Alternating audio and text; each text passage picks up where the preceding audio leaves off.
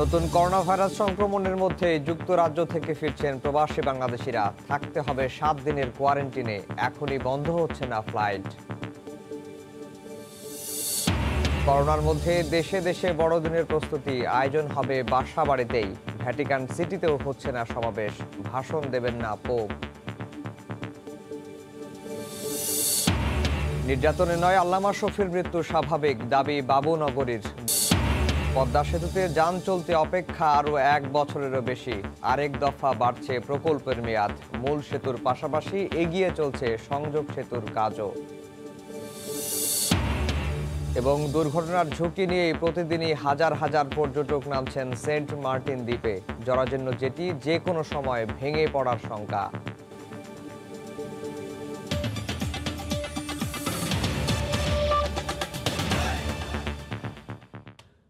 ভোরের সময়ে সঙ্গে আছি আমি আফজাল হোসেন। নতুন করোনা ভাইরাস সংক্রমণের কারণে ব্রিটেনের সঙ্গে বিশ্বের বিভিন্ন দেশ ফ্লাইট চলাচল বন্ধ করে দিয়েছে। বাংলাদেশ এখনও বন্ধ না করলেও ভাবছে বিষয়টি নিয়ে। এই অবস্থায় আগে ভাগেই লন্ডন থেকে ঢাকায় ফিরতে বিমান ধরেছেন প্রবাসীরা। এদিকে 26শে ডিসেম্বর থেকে ব্রিটেনে আরও বেশ কয়েকটি শহর লকডাউনের সর্বোচ্চ সতর্কতায় যাচ্ছে। লন্ডন থেকে বিস্তারিত দেখুন শোয়েব কবিরের রিপোর্ট।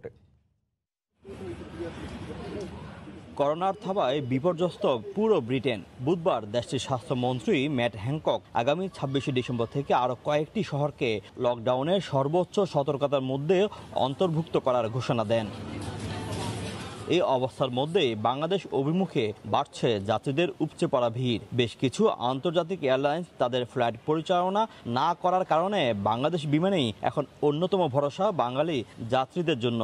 এটা অসুবিধা, কোয়ারেন্টাইন তো আগেও ছিল, আপনার 3 দিনের ছিল, এখন 7 ডেজ হয়েছে।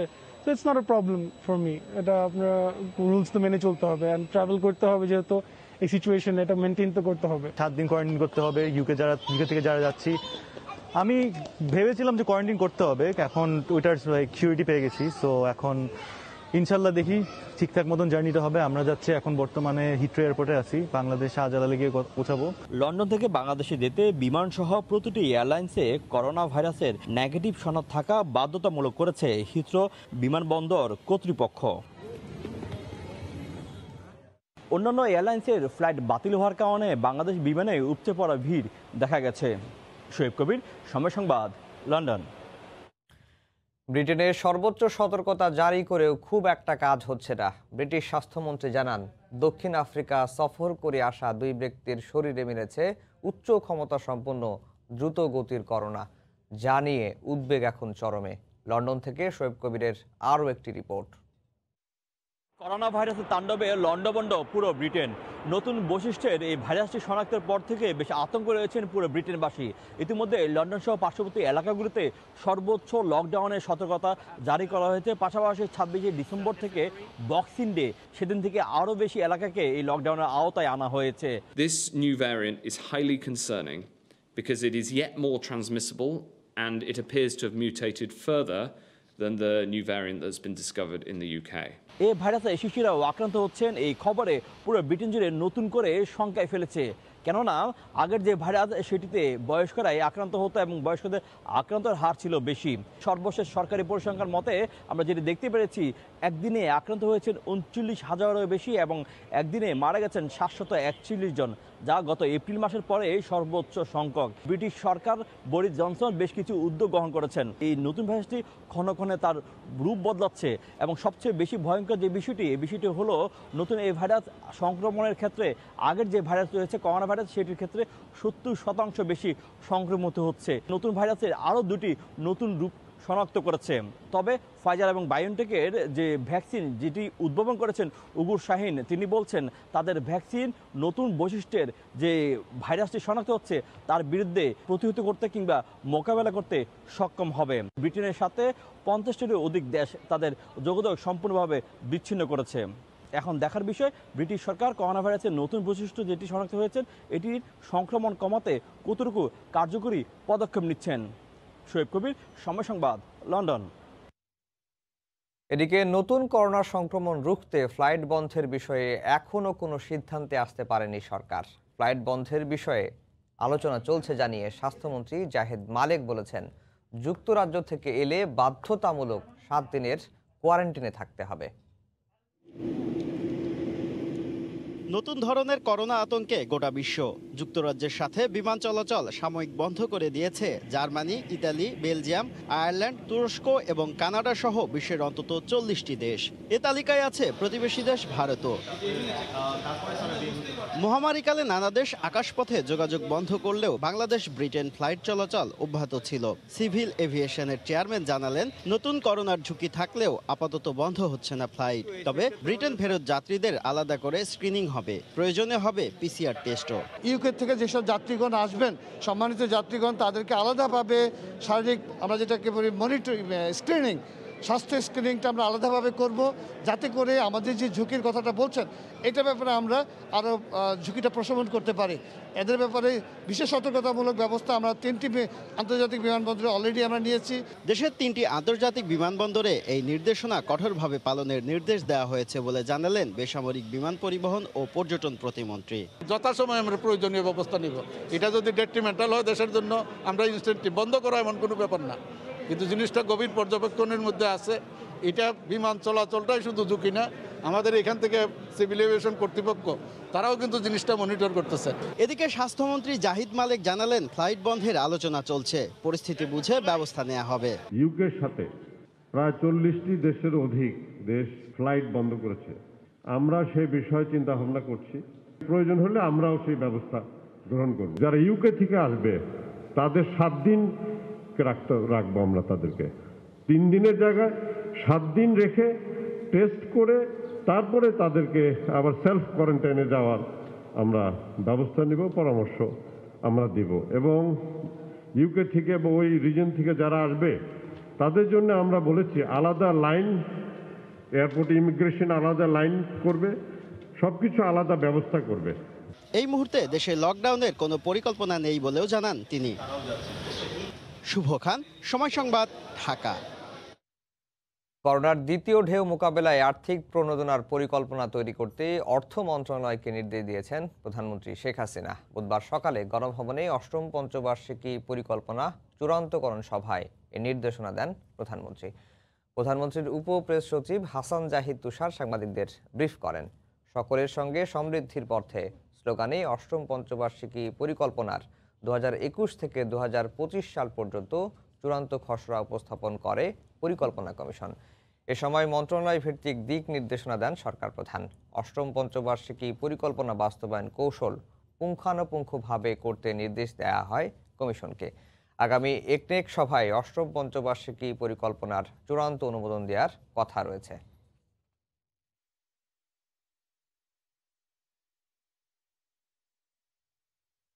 করোনার ধাক্কায় দেশে 2.25 কোটি মানুষ নতুন করে দরিদ্র হয়েছেন।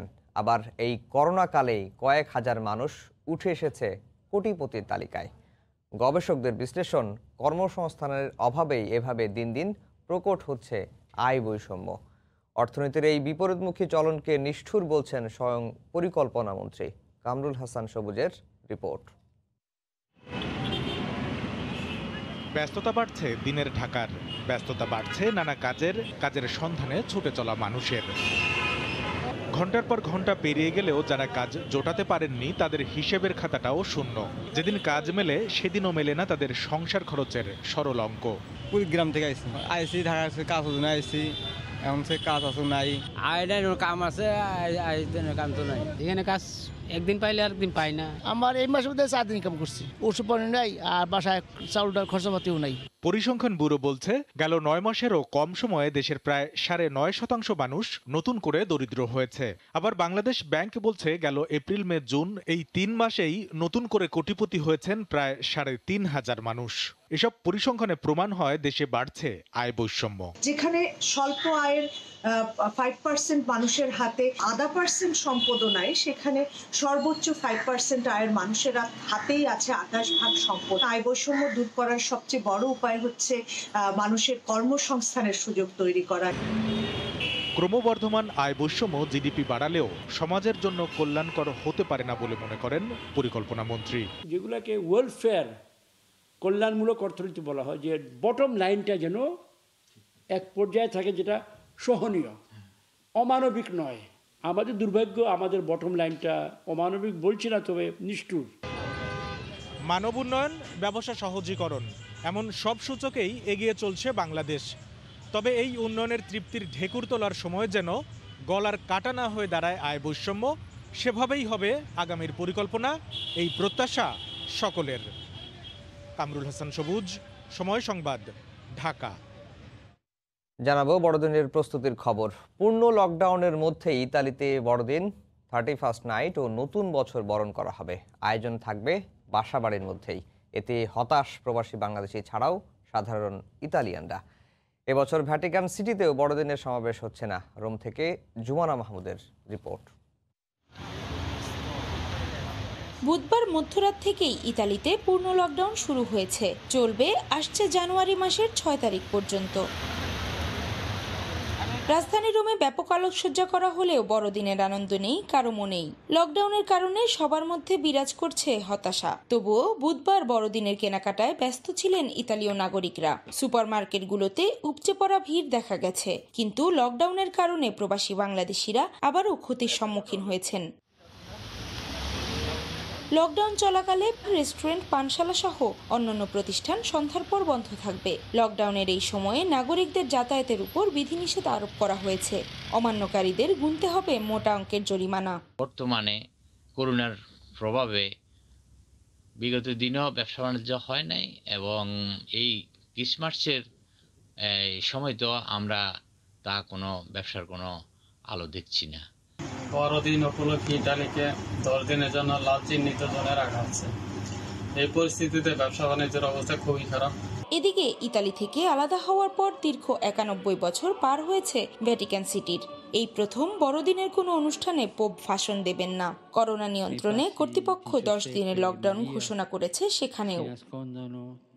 জুমানা মাহমুদ, সময় সংবাদ, রোম, ইতালি। এদিকে করোনার কারণে জার্মানিতেও ভাটা পড়েছে বড়দিনের আয়োজনে। বার্লিন থেকে বিস্তারিত জানাচ্ছেন সহকর্মী বিটু বড়ুয়া।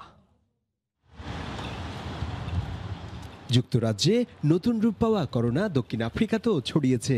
ধারণা করা হচ্ছে সে দেশ থেকেই ব্রিটেনে এসছে নতুন করোনা। সংক্রমণ রোগ বিশেষজ্ঞ ও চিকিৎসা বিজ্ঞানীরা বলছেন, দক্ষিণ আফ্রিকার নতুন রূপের এই ভাইরাসও ছড়ায় আরও বেশি দ্রুত গতিতে। এই অবস্থায় দ্বীপ রাষ্ট্রটিতে সংক্রমণের খবরে উদ্বিগ্ন জার্মানির সাধারণ নাগরিকরা। কদিন ধরেই শুনছিলাম যুক্তরাজ্যের নতুন রূপ পাওয়া করোনা ভাইরাস প্রায় 70% সংক্রামক। এতে আবার যোগ হলো দক্ষিণ আফ্রিকার নতুন প্রকৃতির করোনা। কোথায় যাব বলেন? তবে আমাদের বিশিষ্ট ভাইরোলজিস্ট ক্রিস্টিয়ান ডরস্টেনের কথায় ভরসা পাচ্ছি যে আবিষ্কৃত করোনার টিকা যে কোনো ধরনের করোনার সংক্রমণ থেকে আমাদের রক্ষা করবে। এদিকে খ্রিস্টান সম্প্রদায়ের বড়দিনের আরও বেশ কয়েক ঘন্টা বাকি থাকলেও করোনার লকডাউনের কড়াকড়িতে বন্ধ সবকিছুতে মর্মাহত জার্মানিতে বসবাসরত অন্য দেশের নাগরিকরা।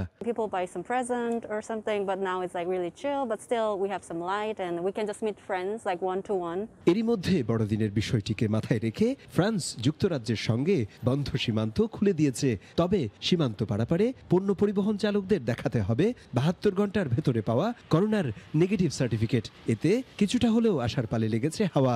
দুদেশের মানবিক এই সিদ্ধান্তকে স্বাগত জানিয়েছে জার্মানি সহ ইউরোপীয় ইউনিয়ন। লকডাউন কিংবা শাটডাউন অথবা নানা বিধিনিয়ম আরোপের মাধ্যমে কোভিড-19কে পেছনে ফেলে খ্রিস্ট ধর্মাবলম্বীদের বড়দিনের উৎসব হবে অনেক আনন্দময়। কিন্তু তা আর হলো কই? যুক্তরাজ্যে করোনা ভাইরাসের নতুন সংস্করণই বলে দেয় আনন্দ সে তো অনেক দূর। অর্থাৎ সামনের দিনগুলো হয়তোবা হবে আরও অনেক বেশি বেদনাবিদুর। জার্মানির বার্লিন থেকে বিটু বড়ুয়া, সময় সংবাদ।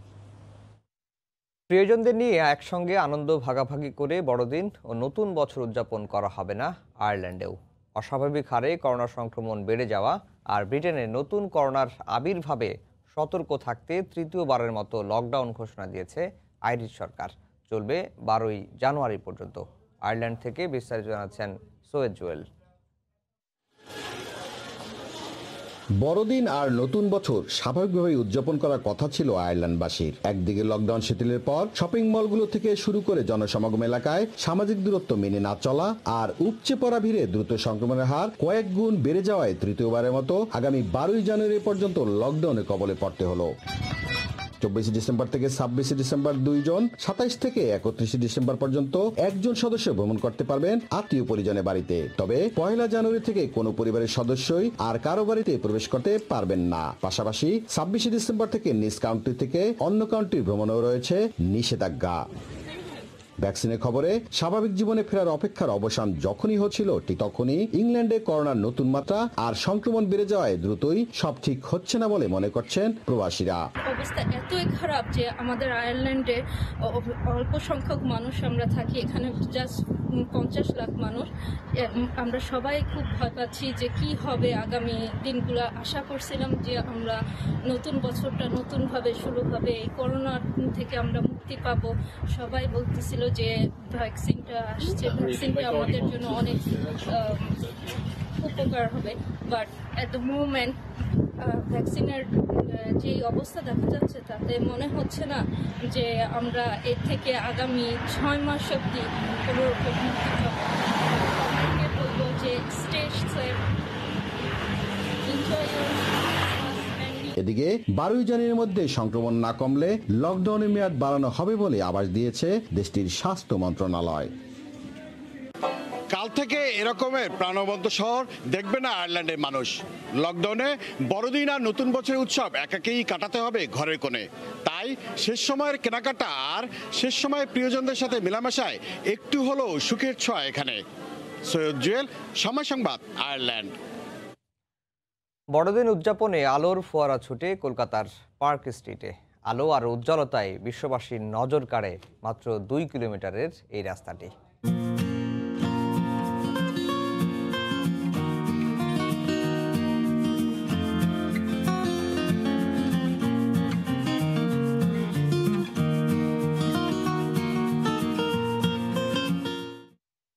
পার্ক স্ট্রিটের সেই আলোর রোশনাই নিয়ে খবর থাকছে সংবাদের শেষাংশে। বাংলাদেশের প্রতিরক্ষা খাতে বিনিয়োগে আগ্রহী তুরস্ক। একই সঙ্গে বিদ্যমান বাণিজ্য সম্পর্ক দ্বিগুণ করার আশাবাদ ব্যক্ত করেছেন 2 দিনের সফরে ঢাকায় আসা দেশটির পররাষ্ট্রমন্ত্রী। গতকাল বাংলাদেশের পররাষ্ট্রমন্ত্রীর সঙ্গে দ্বিপক্ষীয় বৈঠক করেন তুর্কি পররাষ্ট্রমন্ত্রী। এ সময় শিগগিরই ঢাকায় ও আঙ্কারায় বঙ্গবন্ধু এবং কামাল আতাতুর্কের ভাস্কর্য উন্মোচন করা হবে বলে জানানো হয়। দুদিনের ঢাকা সফরে এসে বুধবার বেলা 12টায় আনুষ্ঠানিক বৈঠক করতে রাষ্ট্রীয় অতিথি ভবন পদ্মায় পৌঁছান তুরস্কের পররাষ্ট্রমন্ত্রী মেভলুত কাভাসোগলু। বেলা 12:30টায় পররাষ্ট্রমন্ত্রী ডক্টর একে আব্দুল মোমেনের সঙ্গে দ্বিপক্ষীয় বৈঠকে বসেন তুর্কি পররাষ্ট্রমন্ত্রী। এই বৈঠকে উঠে আসে 2 দেশের প্রতিরক্ষা খাত, বাণিজ্য, স্বাস্থ্য ও শিক্ষা খাত সহ রোহিঙ্গা ইস্যু। এ সময় বাংলাদেশ তুরস্ক বিদ্যমান বাণিজ্যিক সম্পর্কের মাত্রা আরও দৃঢ় করতে আগ্রহ দেখান দেশটির পররাষ্ট্রমন্ত্রী। অন্তত 1.5 ঘন্টার বেশি সময়ের এই বৈঠক শেষে যৌথ সংবাদ সম্মেলনে গণমাধ্যমের মুখোমুখি 2 পররাষ্ট্রমন্ত্রী। কি হলো আলোচনায় এমন প্রশ্নের জবাবে ডক্টর একে মোমেন বলেন, মহামারীর এই সময়ে ঢাকা আঙ্কারা একযোগে কাজ করবে। এছাড়া ঢাকায় কামাল আতাতুর্ক এবং আঙ্কারায় জাতির পিতা বঙ্গবন্ধুর ভাস্কর্য শিগগিরই উন্মোচিত হবে। The bust of the father of the nation Bangabandhu Sheikh Mujibur Rahman in Ankara and the bust of Mustafa Kemal Ataturk will be unveiled simultaneously at an appropriate date and time in the near future. পাশাপাশি 2021 সালের সুবিধাজনক সময়ে তুরস্কের president Recep Tayyip Erdogan Bangladesh সফর করবেন জানিয়ে তুর্কি পররাষ্ট্রমন্ত্রী বলেন, বাংলাদেশকে সামরিক খাতে সহযোগিতা দিতে প্রস্তুত তুরস্ক। I just upstairs explained the advantages of Turkish defense industry. One of the best quality, very competitive price. I am sure Bangladesh will take advantage of this as well. পরে বিকেল 4টায় বারিধারায় তুরস্ক দূতাবাসের নতুন চ্যান্সেরি ভবন যৌথভাবে উদ্বোধন করেন 2 দেশের পররাষ্ট্রমন্ত্রী। এর আগে সকালে জাতির পিতা বঙ্গবন্ধু শেখ মুজিবুর রহমানের প্রতি শ্রদ্ধা জানাতে ধানমন্ডি 32 নম্বরে যান তুর্কি পররাষ্ট্রমন্ত্রী মেভলুত কাভাসোগলু। বঙ্গবন্ধু স্মৃতি জাদুঘর ঘুরে পরিদর্শন বইতে তিনি লিখে গেছেন, সুসময় অথবা দুঃসময়ের সাথী হয়ে বাংলাদেশের পাশে থাকবে তুরস্ক। দেবাশিস রায়, সময় সংবাদ, ঢাকা। এর আগে মিয়ানমারের রোহিঙ্গাদের নিজ দেশে প্রত্যাবর্তন নিশ্চিতে তুরস্কের সমর্থন চান প্রধানমন্ত্রী শেখ হাসিনা। গতকাল প্রধানমন্ত্রীর সঙ্গে দেশটির পররাষ্ট্রমন্ত্রী মেভলুত কাভুসোগলু সৌজন্য সাক্ষাৎ করতে এলে একথা বলেন সরকার প্রধান। সকাল 10:30টায় প্রধানমন্ত্রী শেখ হাসিনার সঙ্গে সৌজন্য সাক্ষাৎ করতে গণভবনে যান তুরস্কের পররাষ্ট্রমন্ত্রী। এ সময় দ্বিপক্ষীয় নানা ইস্যুতে তারা কথা বলেন। বাংলাদেশে শেখ হাসিনার নেতৃত্বে শুধু মহামারী কাল নয়, সার্বিকভাবেই ব্যাপক উন্নয়ন হচ্ছে বলে মন্তব্য করেন তুরস্কের পররাষ্ট্রমন্ত্রী। প্রধানমন্ত্রীর উপ প্রেস সচিব হাসান জাহিদ তুষার গণমাধ্যমে এ বিষয়ে ব্রিফ করেন। তিনি বলেন, বাংলাদেশের বিশেষ অর্থনৈতিক অঞ্চলগুলোতে আরও বেশি আঙ্কারার বিনিয়োগ আহ্বান করেছেন প্রধানমন্ত্রী। এ সময় তুর্কি পররাষ্ট্রমন্ত্রী বলেন, জ্বালানি, পর্যটন সহ সব খাতেই তার দেশের বিনিয়োগ অব্যাহত থাকবে। পদ্মা সেতুতে যান চলাচলের জন্য অপেক্ষা করতে হবে আরও 1 বছরেরও বেশি। সব পিলার ও স্প্যান বসানোর কাজ শেষ হলেও এখনও বাকি আছে অর্ধেকেরও বেশি রোড ও রেল স্ল্যাব বসানো। এ কাজ শেষ করতে আরেক দফা বাড়তে যাচ্ছে প্রকল্পের মেয়াদ। চূড়ান্তভাবে কতদিন মেয়াদ বাড়ানো হবে সেটা নিয়ে কাজ চলছে বলে জানালেন প্রকল্প পরিচালক। সাইফুল ইসলামের ছবিতে বিস্তারিত জানাচ্ছেন এহসান জুয়েল। 2015 সালে কাজ শুরুর পর প্রথম দফায় লক্ষ্য ছিল 2018 সালের ডিসেম্বর মাসের মধ্যে মূল সেতুর কাজ শেষ করা। তবে নির্মাণ কাজ শুরুর পর সেতুর 22টি পিলারের নিচে নদীর তলদেশে মাটির গঠনগত জটিলতার কারণে সংশোধন করতে হয় নকশা।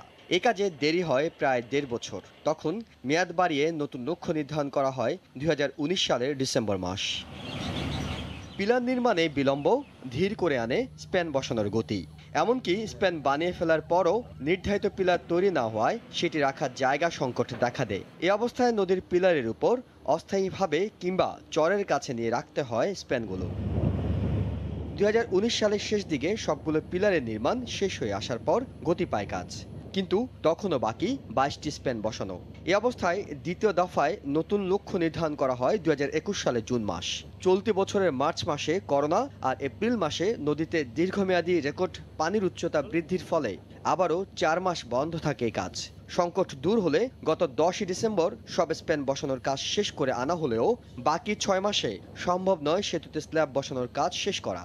এ অবস্থায় আরেক দফা বাড়তে যাচ্ছে পদ্মা সেতু প্রকল্পের মেয়াদ। 2022 সালের প্রথম দিকে শেষ করার ইনশাল্লাহ আমরা চেষ্টা করব। 2021-এ পারছি না, 2022-এর প্রথম দিকেই যেন হয় সেই লক্ষ্যে আমরা কাজ করছি। কাজ এগিয়ে রাখায় এর মধ্যে 23টি স্প্যানের স্ল্যাব বসানোর কাজ শেষ করে আনা হয়েছে। ইয়ারে শতভাগ রেল স্ল্যাব নির্মাণ কাজ শেষ। রোড স্ল্যাব বানানো বাকি আছে মাত্র 19টি। স্বপ্ন পূরণের খুব কাছাকাছি দাঁড়িয়ে বাংলাদেশ। বাকি থাকা কাজগুলো শেষ করতে সময় লাগতে পারে সর্বোচ্চ আরও 15 মাস। নদীর প্রাকৃতিক জটিলতা এখন আর বিবেচ্য নয়। তবে লক্ষ্য অনুযায়ী নির্ধারিত সময়ে শেষ করতে হলে ধরে রাখতে হবে কাজের বর্তমান গতি। এহসান জুয়েল, সময় সংবাদ, জাজিরা, শরীয়তপুর। এদিকে পদ্মা সেতুর মূল সেতুর পাশাপাশি সংযোগ সেতুও দৃশ্যমান হচ্ছে। জাজিরা প্রান্তের সব গার্ডার বসানোর পর সংযোগ সেতুটি পুরোপুরি দৃশ্যমান হয়েছে, আর মাওয়া অংশেও বেশিরভাগ গার্ডার বসে গেছে। নাসিরউদ্দিন উজ্জ্বলের রিপোর্ট। পদ্মা সেতুতে সংযোগ সেতুও এখন দৃশ্যমান। সংযোগ সেতুতে নিচে রেল এবং উপরে যানবাহন চলাচল উপযোগী করার কাজ চলছে সমানে। মূল সেতুর পাশাপাশি সংযোগ সেতুর কাজও এগিয়ে যাওয়ায় খুশি পদ্মাপাড়ের মানুষ।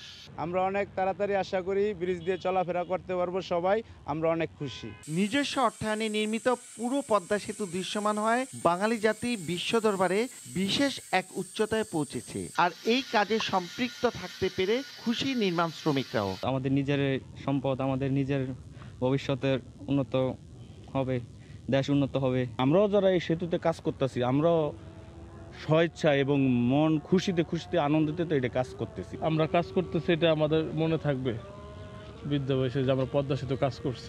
সুউচ্চ মূল সেতুর সাথে সড়কের ঢাল মেলাতে তৈরি করা হচ্ছে সংযোগ সেতু। 4 লেনের পদ্মা সেতুর সাথে মিশে গিয়ে এই সংযোগ সেতু 2 লেন করে এক্সপ্রেসওয়ে এবং রেল লাইনের সাথে যুক্ত হচ্ছে।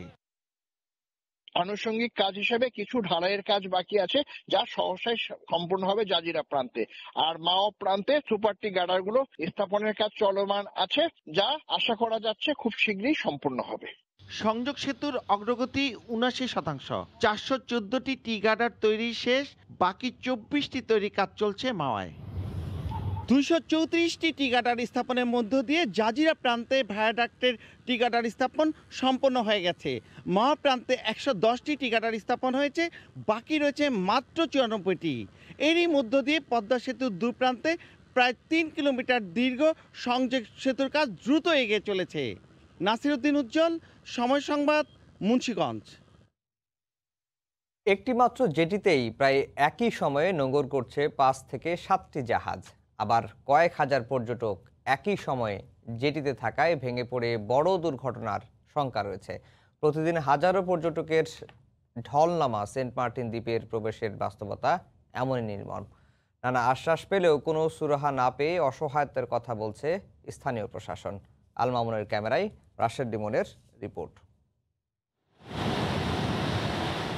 গভীর বিস্তৃত সমুদ্রের অতলে একটু একটু করে ডুবে যাচ্ছে রক্তিম সূর্য।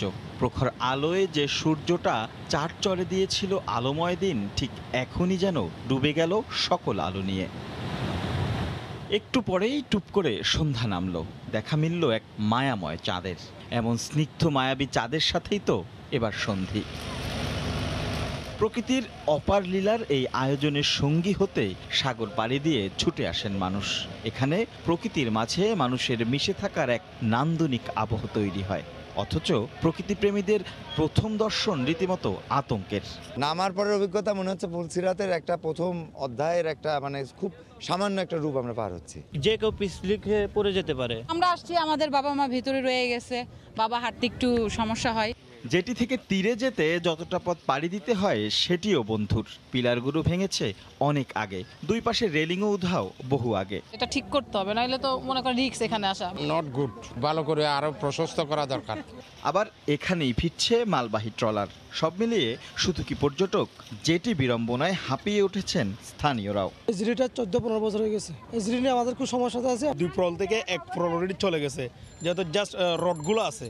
ইউনিয়ন পরিষদ বলছে এ পর্যন্ত বহু প্রতিশ্রুতি পেলেও সমাধানের বন্দরে পৌঁছানো যায়নি এখনো। আমরা বেশ কয়েকবার জেলা প্রশাসককে স্মারকলিপি দিয়েছি। এই দ্বীপবাসীর পক্ষ থেকে আকুল আবেদন জানাচ্ছি যেন আমরা তাড়াতাড়ি জেটি ঘাটটা সুন্দরভাবে টিকসই জেটি একটা পাই। অপরিকল্পিতভাবে পর্যটন গড়ে ওঠায় কম খেসারত দিতে হচ্ছে না সেন্ট মার্টিনসকে।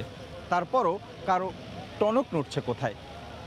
তাই এখনই সময় এই সেন্ট মার্টিনসকে ঘিরে মহাপরিকল্পনা নেয়ার তাগিদ দিচ্ছেন এখানে আসা সাধারণ পর্যটকরা। রাশেদ লিমন, সময় সংবাদ, সেন্ট মার্টিন। রাজধানীতে ঢুকবে না জেলার বাস। ঢাকার বাইরে বিরুলিয়া, হেমায়েতপুর, কাশপুর, কেরানীগঞ্জে হবে আন্তঃজেলা বাস টার্মিনাল। আর ঢাকার শহরের টার্মিনালগুলো সিটি টার্মিনাল হিসেবে ব্যবহৃত হবে। সম্ভাব্য স্থান পরিদর্শন শেষে ঢাকার 2 মেয়র জানান, গণপরিবহনের শৃঙ্খলা ফেরাতে আগামী বছরই কাজ শুরু হবে। ঢাকার রাস্তায় যানজট কমাতে অনেক আগেই বাস রুট পুনর্বিন্যাসের পরিকল্পনা নেয় নগর কর্তৃপক্ষ।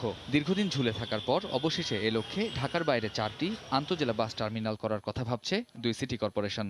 বিরুলিয়ার বাটুলিয়া, হেমায়েতপুরের যাদুরচর, কেরানীগঞ্জের টেগরিয়া ও কাঁচপুরের সেনপাড়া, এই 4টি স্থানকে প্রাথমিকভাবে নির্বাচন করা হয়েছে বলে জানান ঢাকা দক্ষিণের মেয়র ব্যারিস্টার শেখ ফজলে নূর তাপস। আমাদের লক্ষ্য হলো যে ঢাকা শহরের উপর থেকে চাপটা কমিয়ে আনা। বহির্বিশ্বেও আমরা দেখি আন্তঃজেলা যে গণপরিবহন আছে তারা শহরের মধ্যে ঢুকে না, কিন্তু আমরা লক্ষ্য করি আমাদের শহরের মধ্যে যে বাস টার্মিনালগুলো আছে সেগুলো কিন্তু সব আন্তঃজেলা ব্যবহার করে থাকে। সিটি বাস টার্মিনাল আমাদের কার্যকর নেই। আমরা পুরো গণপরিবহন ব্যবস্থাকে একটি শৃঙ্খলার আওতায় আনতে চাই। সকালে সম্ভাব্য স্থানগুলো পরিদর্শন শেষে ঢাকা উত্তরের মেয়র আতিকুল ইসলাম বলেন, ঢাকায় আন্তঃজেলা কোনো বাস প্রবেশ করতে দেয়া হবে না। আর মহাখালী, গাবতলী, সায়েদাবাদ এই 3টি টার্মিনাল নির্ধারিত থাকবে সিটি বাসের জন্য। আগামী বছরই এ কাজের মূল পরিকল্পনায় হাত দেয়া হবে। শহরের বাস শহরের ভিতরে চলবে এবং শহরের বাইরে যে ইন্টার ডিস্ট্রিক্ট বাস এটা কিন্তু একটি জায়গায় এসে থেমে যাবে, তারা শহরের ভিতরে ঢুকতে পারবে না। এখন কি হচ্ছে, শহরের বাসে কম্পিটিশন, আবার ইন্টার ডিস্ট্রিক্টের আন্তঃজেলার বাসও কিন্তু কম্পিটিশন। এতে কিন্তু আমাদের ট্রাফিক ব্যবস্থার সম্পূর্ণভাবে ভেঙে পড়েছে এবং ট্রাফিক জ্যামের সৃষ্টি হয়েছে। এছাড়া আগামী 1 এপ্রিল থেকে চালু হতে যাওয়া কেরানীগঞ্জের ঘাটারচর থেকে মতিঝিল পর্যন্ত বাস সার্ভিসের রুট পরিদর্শন করেন মেয়ররা। কামরুজ্জামান মামুন, সময় সংবাদ, ঢাকা। ভোরের সময় আরও থাকছে। গাইবান্ধায় অস্তিত্বহীন গির্জার নামে বড়দিন পালনে সরকারি বরাদ্দ লুটে পুটে খাচ্ছে একটি চক্র। মন গড়া গির্জার সংখ্যা নিয়ে বিভ্রান্তি।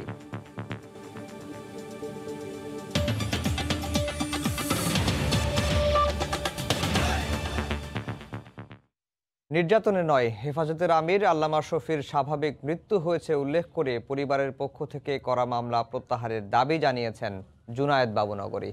গতকাল সংবাদ সম্মেলনে এই মামলাকে রাজনৈতিক চক্রান্ত বলে দাবি করেন বর্তমান হেফাজত প্রধান।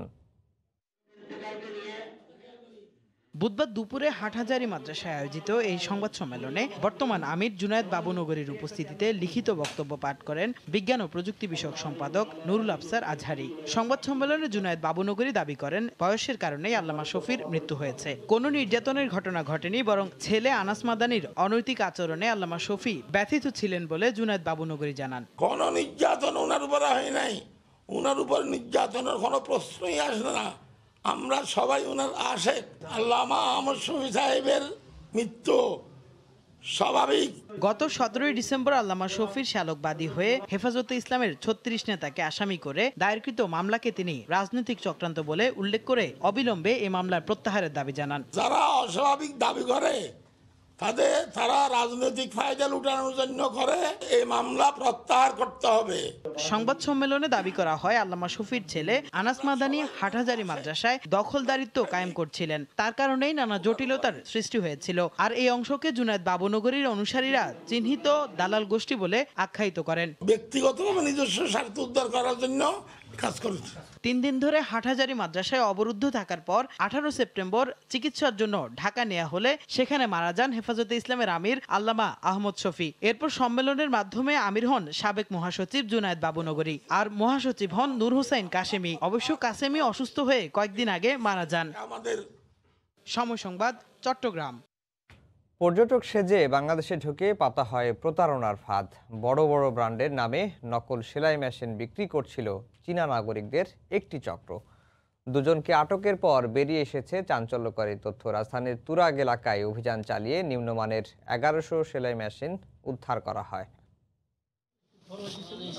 দেখে মনে হবে সিঙ্গার বা বাটারফ্লাই ব্র্যান্ডের সেলাই মেশিন, ভেতরের কলকবজা যাচাই করলেই বেরিয়ে আসে এগুলো নকল পণ্য। চীনা নাগরিকদের একটি চক্র গেল কয়েক বছর ধরে নিম্নমানের সেলাই মেশিনগুলো আনছিল বাংলাদেশে, এরপর বড় বড় ব্র্যান্ডের নামে কম দামে বিক্রি করছিল। মঙ্গলবার রাজধানীর তুরাগ এলাকায় অভিযান চালিয়ে এই প্রতারক চক্রের 2 সদস্যকে আটক করে সিআইডি। এ সময় তাদের কাছ থেকে উদ্ধার করা হয় বিভিন্ন কোম্পানির সিল লাগানো নিম্নমানের 1100 সেলাই মেশিন। বুধবার সংবাদ সম্মেলনে সিআইডি জানায় পর্যটক ভিসায় বাংলাদেশে এসে এ ধরনের প্রতারণা করছিল তারা। নকলটাও তৈরি হয় চায়নাতে, আসলটাও তৈরি হয় চায়নাতে। সিঙ্গারের প্রতিটা পার্টসের মধ্যে সিঙ্গার লেখা, কিন্তু নকলটার মধ্যে কিন্তু ওইটা লেখা নেই। কিন্তু একজন সাধারণ মানুষ বাইরে থেকে দেখে কিন্তু বোঝার কোনো উপায় নেই যেটা কোনটা অরিজিনাল কোনটা নকল। টুরিস্ট বিষয় তারা আসছে, তারা কোনো বিজনেস বিষয় নেই। সেলাই মেশিন কিনে 2-3 মাস ব্যবহার করার পর নষ্ট হয়ে গেলে সিঙ্গার গ্রাহক সেন্টারে নিয়ে যান কয়েকজন ভুক্তভোগী। সে সময় কর্তৃপক্ষ বুঝতে পারত তাদের নাম ব্যবহারে বিক্রি করা হচ্ছে নকল পণ্য। একজন দরিদ্র কাস্টমার একটা সেলাই মেশিন কিনে সে ব্যবহার করছে, 3-6 মাসের মধ্যে এটা নষ্ট হয়ে যাচ্ছে, তখন সে আমাদের সার্ভিস সেন্টারে আসছে। যখন তিনি আমাদের সার্ভিস সেন্টারে আসছে তখন আমরা ফাইন্ড আউট করছি এটা তো নকল মেশিন এবং সে প্রতারিত হয়েছে। এই চক্রের বাংলাদেশি সদস্যদের ধরতে অভিযান চলছে বলে জানায় সিআইডি। শাহরিয়ার জামান দ্বীপ, সময় সংবাদ, ঢাকা। সন্তানের প্রতি বাবার নিঃস্বার্থ ভালোবাসার গল্প চিরচেনা, কিন্তু মেয়ে হওয়ার অপরাধে নিজের সন্তানকে অস্বীকার করেন কজন বাবা? তাই তো অধিকার চাইতে আদালতে 3 বছরের শিশুকন্যা বিচারকের কাছে দাবি করেছেন ন্যায় বিচার। মার্জিয়া মামুর রিপোর্ট, ক্যামেরায় ছিলেন নুরুল ইসলাম। বাবা মানে নির্ভরতার আকাশ, নিরাপত্তার চাদর, যিনি বটবৃক্ষের মতো সন্তানকে আগলে রাখেন। কিন্তু 3 বছরের আয়শার গল্পটা ভিন্ন। তার ছোট্ট জীবনে বাবার উপস্থিতি কখনো হয়েই ওঠেনি। দোষটা অবশ্য আয়শার। তার ছেলে হয়ে না জন্মানোটাই যে বাবা ইউনুস হাওলাদারের চোখে সবচেয়ে বড় অপরাধ। তাই তো অবুঝ শিশুটির জন্ম থেকে আজ পর্যন্ত বাবা তাকে দেয়নি নিজ সন্তানের স্বীকৃতি। কন্যার অধিকার আর মায়ের সংসার বাঁচাতে বৃদ্ধা নানির হাত ধরে চিফ জুডিশিয়াল ম্যাজিস্ট্রেট আদালতে হাজির আয়েশা। শিশুটির মা তাসলিমা জানান, কন্যা সন্তান হওয়ার পর থেকেই তাকে মারধর করা শুরু করেন স্বামী ইউনুস। দাবি করেন 2 লাখ টাকা না দিলে ঘরে ঢুকতে দিবেন না স্ত্রী কন্যাকে। শুধু ছেলে চেয়েছিল আর 2 লক্ষ টাকা চাইছিল, কিন্তু 2 লক্ষ টাকা দেওয়ার মতন আমার সামর্থ্য নাই। আর আমার বলে আমি যদি ডিভোর্সের কাগজ না দেই তাহলে আমারও মারবো, আমার মেয়েরও মাইনা ফেলবে। হতদরিদ্র রাহিমা খাতুনের পক্ষে সম্ভব হয়নি যৌতুকের 2 লাখ টাকা জোগানোর। তাই গেল 3 বছর মেয়ে আর নাতনির আশ্রয় হয়েছে তার ঘরে। প্রতিকার চাইতে বাধ্য হয়ে তাই মামলা করলেন আদালতে। ওর পর থেকে এই পর্যন্ত আর বাবা কি জিনিস দেখেও নাই, চিনেও না। নাম বললে কয় নাম আমার বাবা নাম। এখন মেয়ের কয় ছেলে হইলে মান্য নিত, মেয়ে হয়েছে থেকে সে নেবে না। মামলার আইনজীবী জানালেন, যৌতুক মামলায় 1 বছরের কারাদণ্ডপ্রাপ্ত আসামি ইউনুস জামিনে পলাতক। জামিন নেওয়ার পর সে পলাতক রয়েছে। পলাতক অবস্থায় আমাদের এই রায় এবং সাক্ষী যে আমরা সবই হওয়ার পর এই রায়টা বিজ্ঞ আদালত ঘোষণা করেছে 1 বছর 2 মাস সশ্রম কারাদণ্ড। ছোট্ট আয়েশার ভরণ পোষণে করা মামলায় তাই এখন অপেক্ষা শুধু ন্যায় বিচারের। মার্জিয়া মুমু, সময় সংবাদ, ঢাকা। খ্রিস্টানদের ধর্মীয় প্রতিষ্ঠান গির্জার অস্তিত্ব না থাকলেও গাইবান্ধায় বড়দিনের উৎসব পালনে দেয়া হয়েছে সরকারি বরাদ্দ। আবার খ্রিস্টান অধ্যুষিত একটি উপজেলায় তালিকায় নাম থাকলেও বরাদ্দের অর্থ না পাওয়ার অভিযোগ উঠেছে। গির্জার সংখ্যা নিয়ে সংশ্লিষ্ট সংগঠনের নেতারাও হতবাক। গাইবান্ধা থেকে আতাউল হক সাগরের ক্যামেরায় হেদায়েতুল ইসলাম বাবুর রিপোর্ট। বড়দিন উদযাপনের জন্য সুন্দরগঞ্জ, পলাশবাড়ী সদর ও গোবিন্দগঞ্জ উপজেলা প্রশাসন থেকে প্রাপ্ত 61টি গির্জার মধ্যে 60টি গির্জায় বরাদ্দ দেয় জেলা প্রশাসন। সুন্দরগঞ্জের তালিকায় গির্জার সভাপতিদের নামের পাশে ইসলাম লেখা। সুন্দরগঞ্জের বামনডাঙ্গায় গিয়ে 7 গির্জার একটিরও অস্তিত্ব পাওয়া যায়নি। আপনার গির্জা কই? গির্জা আমার তো গির্জা এই যে এটাই স্যার, এটা তো আপনার বাড়ি। অন্যদিকে গাইবান্ধা পৌরসভায় গির্জা না থাকলেও কয়েকটি খ্রিস্টান পরিবারকে দেয়া হয় 4টি গির্জার নামে সরকারি বরাদ্দ। পলাশবাড়িতে একমাত্র খ্রিস্টান পরিবারকেও গির্জার নামে দেয়া হয় বড়দিন উদযাপনের টাকা। তবে খ্রিস্টান অধ্যুষিত গোবিন্দগঞ্জে 49 গির্জার তালিকায় নাম থাকলেও টাকা না পাওয়ার অভিযোগ করেন কেউ কেউ। আমরা আমাদের বাসায় পারিবারিকভাবে গির্জা পরিচালনা করি, আমাদের গির্জা এখনো নির্মাণ হয়নি। চার্চগড় বা পিএফটিস এগুলি পাইছে, কিন্তু আমাদের ক্যাথলিক চার্চে এখনো কোনো টাকা পায়নি। এদিকে গির্জার সংখ্যা নিয়ে হিন্দু বৌদ্ধ খ্রিস্টান ঐক্য পরিষদের নেতারাও বিস্ময় প্রকাশ করেন। তবে বড়দিন উদযাপনে বরাদ্দ নিয়ে এমন অব্যবস্থাপনা জানার পর ব্যবস্থা নেয়ার আশ্বাস দেন জেলা প্রশাসক। যে হিন্দু বৌদ্ধ খ্রিস্টান ঐক্য পরিষদ আছে, আমাদের কাছে কোনো রকম তথ্য জানায় নেই। হয়তোবা তারা যারা বরাদ্দটা দিয়েছে তারা হয়তো ব্যক্তিগতভাবে এটা দিয়েছে। আমরা সংশ্লিষ্ট যারা ওর সাথে সংশ্লিষ্ট তাদের কাছ থেকে তালিকাটা সংগ্রহ করে আমরা মন্ত্রণালয় পাঠাই, মন্ত্রণালয় থেকে বরাদ্দ আসে, আমরা তাদেরকে প্রোভাইড করি। যদি এরকম হয়ে থাকে বা এরকম সুযোগ হয়ে থাকে আমরা এটা খতিয়ে দেখে এটা যথাযথ ব্যবস্থা গ্রহণ করব। গাইবান্ধার 4 উপজেলায় 60টি গির্জার মধ্যে 22,000 টাকা করে বরাদ্দ দেয় জেলা প্রশাসন। হেদায়েতুল ইসলাম বাবু, সময় সংবাদ, গাইবান্ধা। দেশ জুড়ে বেড়েছে শীতের তীব্রতা, বিশেষ করে উত্তরাঞ্চলের জেলাগুলোতে স্থবির হয়ে পড়েছে জনজীবন। এই মুহূর্তে রংপুরে আছেন রিপোর্টার রতন সরকার, সরাসরি যাব তার কাছে। রতন। আফজাল, হিমালয় পাদদেশে অবস্থিত দেশের উত্তরের এই অঞ্চলটিতে গত কয়েকদিন ধরে যে মৃদু থেকে মাঝারি ধরনের শৈত্যপ্রবাহ ছিল সেটি কেটে গেছে এবং এর ফলে এই অঞ্চলে তীব্র শীত যে বসেছিল সেটি অনেকটাই এখন নেই, যার কারণে মানুষের মধ্যে কিছুটা স্বস্তি ফিরেছে। কিন্তু শীত যে একেবারে চলে গেছে তা কিন্তু নয়। সাধারণত স্বাভাবিক তাপমাত্রা এই অন্যান্য বছর এই সময় যে তাপমাত্রাটি থাকে, স্বাভাবিক তাপমাত্রা এখন বিরাজ করলেও শীতের যে অনুভূতি সেটি কিন্তু একেবারেই কম নয়। তো এই পরিস্থিতিতেও হালকা কুয়াশা ঝরছে এবং গতকাল এই অঞ্চলে অর্থাৎ রংপুর আবহাওয়া অফিস যে তাপমাত্রার রেকর্ড করেছে, সেটি হচ্ছে 11.8। এই অবস্থায় রংপুরে শীত অনুভূত হচ্ছে, স্বাভাবিক শীত, কিন্তু তারপরেও এই শীতের এই সময়ের তীব্রতায় কিছু মানুষকে কিন্তু এই ভোরবেলাতেও ঘর ছেড়ে বের হতে হয়েছে। আমরা দেখছি যে এরই মধ্যে সড়কে যানবাহন চলাচল শুরু হয়ে গেছে এবং যারা আসলে দিন এনে দিন খাওয়া মানুষ, যারা শ্রমজীবী মানুষ, তারা কিন্তু ঘর ছেড়ে এরই মধ্যে রাস্তায় বের হয়েছে। কেউ রিক্সা চালিয়ে যারা জীবিকা নির্বাহ করে তারা রিক্সা নিয়ে বেরিয়েছে এবং যারা দূরে কোথাও চাকরি বাকরি করেন তারা কিন্তু বাসের অপেক্ষা করছেন তারা তাদের কর্মস্থলে যাবার জন্য। রাজধানী ঢাকা থেকে অনেকে ফিরে আসছেন, সেই সব যানবাহন এসে পৌঁছচ্ছে রংপুরে এসে পৌঁছচ্ছে। সেই লোকজন কিন্তু রংপুরে নামছেন গাড়ি থেকে, আমরা দেখছি তারা হয়তো বাড়িতে যাওয়ার প্রস্তুতি নিচ্ছেন। এই অঞ্চলে আসলে শীতের যে পরিস্থিতি, তাতে করে বিশেষ করে গ্রাম পর্যায়ের চরাঞ্চলের মানুষের জীবনে কিন্তু এই সময়টা চরম দুর্ভোগ নেমে আসে। আমরা জানি যে এই অঞ্চলটি অর্থনৈতিকভাবে পিছিয়ে থাকা একটি জনপদ। এখানে কিন্তু অনেক গরিব মানুষের শীত নিবারণের মতো পোশাক হয়তো থাকে না। সেই পোশাক সংগ্রহের জন্য তারা চাতক পাখির মতো তাকিয়ে থাকে সমাজের বিত্তবান বা সরকারের দিকে। এবারও তেমনই অসংখ্য মানুষ উষ্ণ কাপড়ের জন্য, একটু উষ্ণতার জন্য তারা কিন্তু অপেক্ষা করছে সরকারের পক্ষ থেকে, প্রশাসনের পক্ষ থেকে। আমরা জেনেছি যে বিভিন্ন পেশার মানুষকে সরকারের পক্ষ থেকে শীতবস্ত্র বিতরণ করা হচ্ছে, কম্বল দেওয়া হচ্ছে। ঢাকা থেকে বিভিন্ন সংগঠন প্রতিষ্ঠান কিন্তু এই অঞ্চলে এসে গরিব দরিদ্র মানুষের মধ্যে শীতবস্ত্র বিতরণ করছে। বিভিন্ন রাজনৈতিক সংগঠন এর পক্ষ থেকেও শীতবস্ত্র বিতরণ করা হচ্ছে। এই অঞ্চলে আমরা জানি যে গরিব মানুষ তাদের শীত নিবারণের জন্য অনেক সময় খড়কুটো জ্বালিয়ে তারা আগুনের উত্তাপ নিয়ে উষ্ণতা খোঁজে।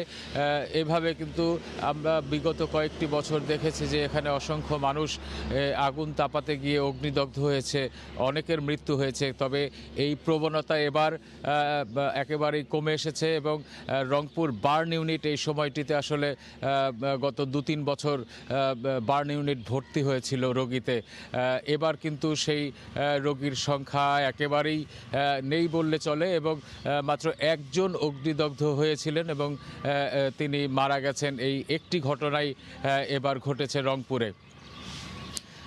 গ্রাম পর্যায়ে অবশ্য যারা জনপ্রতিনিধি তারা জানাচ্ছেন যে সরকারের পক্ষ থেকে যে এবারও তাদেরকে বিভিন্ন শীতবস্ত্র, বিশেষ করে কম্বল বরাদ্দ দেওয়া হয়েছে, কিন্তু ইউনিয়ন পর্যায়ে আসলে এই বরাদ্দগুলো এতটাই অপ্রতুল যে বিভিন্ন জনপ্রতিনিধিরা জানিয়েছেন যে এসব তারা আসলে সংখ্যার কারণে তাদের এলাকায় অসংখ্য শীতার্ত মানুষ, কিন্তু সংখ্যার পরিমাণ এতই কম যে তারা আসলে এগুলো নিয়ে বেকায়দায় পড়েছে।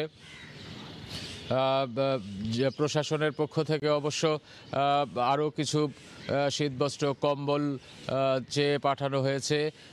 এসব যদি মন্ত্রণালয় থেকে বরাদ্দ দেওয়া হয় সেক্ষেত্রে কিন্তু এই অঞ্চলের মানুষ যে কষ্ট করছে শীতের, তা কিছুটা লাঘব হবে। সমাজের বিত্তবানদের প্রতি অনেকে আহ্বান জানিয়েছেন যে শীতের এই সময়টায় তারা যদি মানুষের পাশে দাঁড়ায় সেক্ষেত্রে কিন্তু এই দরিদ্র মানুষ যারা সংখ্যায় যেমনই হোক তারা কিন্তু একটু স্বস্তি ফিরে পেত। তো এই ছিল আমার কাছে উত্তরবঙ্গের রংপুরের শীত নিয়ে সর্বশেষ। আফজাল। রংপুর থেকে শীতের খবর জানাচ্ছিলেন সহকর্মী রতন সরকার। এবার শীতের খবর জানবো। এই মুহূর্তে উত্তর জেলার নাটোরে আছেন সহকর্মী আল মামুন। সরাসরি যাচ্ছি তার কাছে। মামুন।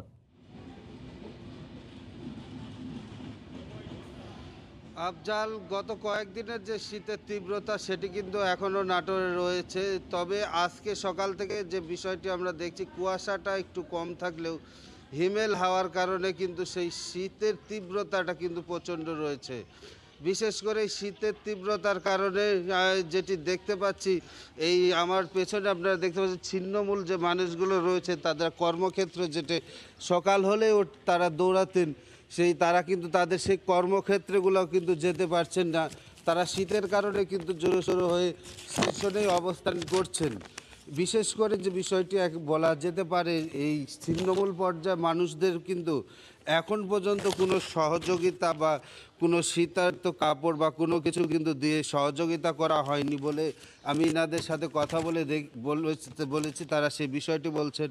তবে জেলা প্রশাসন থেকে যেটি জানানো হয়েছে যে সরকার থেকে কিন্তু 47 লাখ টাকার বরাদ্দ এসেছে শীতের জন্য। এর মধ্যে 60টি উপজেলার জন্য 6 লাখ টাকা করে, এবং গতকালকে জেলা প্রশাসক শাহরিয়াজ জানিয়েছেন যেটি কালকে অতিরিক্ত আরও 5 লাখ টাকা বরাদ্দ পেয়েছেন এই শীতার্ত মানুষের জন্য কাপড় কেনার জন্য, বিশেষ করে কম্বল কেনার জন্য। তবে জেলা প্রশাসক শাহরিয়াজ যেটি জানিয়েছেন, 52টি ইউনিয়ন এবং 8টি পৌরসভায় 17,500 পিস কম্বল দেওয়া হয়েছে। প্রতিটি ইউনিয়ন এবং পৌরসভা পর্যায়ে 460 পিস করে কম্বল বিতরণ করা হয়। এছাড়া যে বিষয়টি বলা হয়েছে যে জেলা প্রশাসক যেটি জানিয়েছেন, এই ছিন্নমূল যারা বিশেষ করে ভাসমান যারা রয়েছেন তাদের তালিকা প্রণয়ন বা তাদেরকে খুঁজে পাওয়া সেটি মুশকিলের বিষয় রয়েছে। এই কারণে তারা প্রথম পর্যায়ে ইউনিয়নের যেসব হতদরিদ্র মানুষ রয়েছেন, বিশেষ করে সরকারি খাস জমিতে বা সরকারি আশ্রয়ন কেন্দ্রে যারা রয়েছেন, তাদের সেই তালিকা অনুযায়ী কিন্তু প্রথম পর্যায়ে এই শীতের শীতবস্ত্রগুলো বিতরণ করা হয়েছে। যেটুকু জানতে পেরেছি, প্রথম পর্যায়ে 460 পিস করে প্রতিটি ইউনিয়ন এবং পৌরসভাগুলোকে বরাদ্দ দেওয়া হয়েছে। এছাড়া যেটি বলা যেতে পারে যে আপনার গতকালকে থেকে রাত করে যে কর্মহীন হয়ে পড়া সকালে মানুষদের জন্য রাত করে জেলা প্রশাসক শাহরিয়াজ সেটি খাবার, শুকনো খাবার সেই হতদরিদ্র বা দরিদ্র মানুষের বাড়ি পর্যায়ে পৌঁছে দিয়েছেন।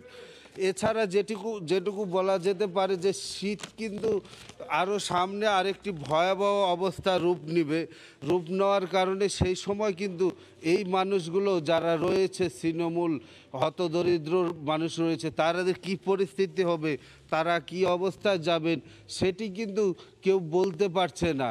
কারণ এখন পর্যন্ত এখানে তাদের স্থায়ী কোনো ঠিকানা বা কোনো কিছু না থাকার কারণে তাদেরকে আওতায় মানে সরকারি সুবিধার আওতায় আনা সম্ভব হচ্ছে না। এই কারণে যে বিষয়টা হচ্ছে, তাদের একেবারেই খোঁজহীন অবস্থায় চলে যাচ্ছে। বিশেষ করে শহরের বস্তি বা সরকারি যে কেন্দ্রগুলো রয়েছে তাদেরকে যে অবস্থায় রয়েছে সেই ইয়েতে তারা কিন্তু শীতবস্ত্র বা শীতের খাবার সেগুলো পৌঁছে দিচ্ছেন, কিন্তু এদেরকে কেউ আসেননি বলে জানিয়েছেন। তো বিভিন্ন সামাজিক সংগঠন বা বিভিন্ন বিষয়গুলো যারা কথা বলেছে তারা কিন্তু এই রাত করে এখানে আসার বা কোনো কিছু, গত বছর যেটি আমরা দেখেছি জেলা প্রশাসন থেকে রাতে করে স্টেশনে যেই শীতবস্ত্র বিতরণ করা হয়েছিল, এবার কিন্তু সেই প্রক্রিয়া এখন পর্যন্ত শুরু করতে দেখা যায়নি বা শুরু হয়নি। কবে নাগাদ হবে তাও কিন্তু নিশ্চিত নয়। তবে জেলা প্রশাসক যেটুকু বলছেন যে গতকালকের যে 5 লক্ষ টাকা বরাদ্দ পেয়েছেন, সেই বরাদ্দ থেকে এই শীতার্ত মানুষদের সহযোগিতা বা তাদেরকে এগিয়ে আসার যে কার্যক্রম সেটি কিন্তু মূলত শুরু হবে। আগের যে 42 লাখ টাকা ছিল, সে 42 লাখ টাকা কিন্তু উপজেলা পর্যায়ে চলে যাওয়ার কারণে সে উপজেলা থেকে উপজেলা থেকে ইউনিয়ন এবং পৌরসভাগুলোতে বরাদ্দ দেওয়া হয়েছিল।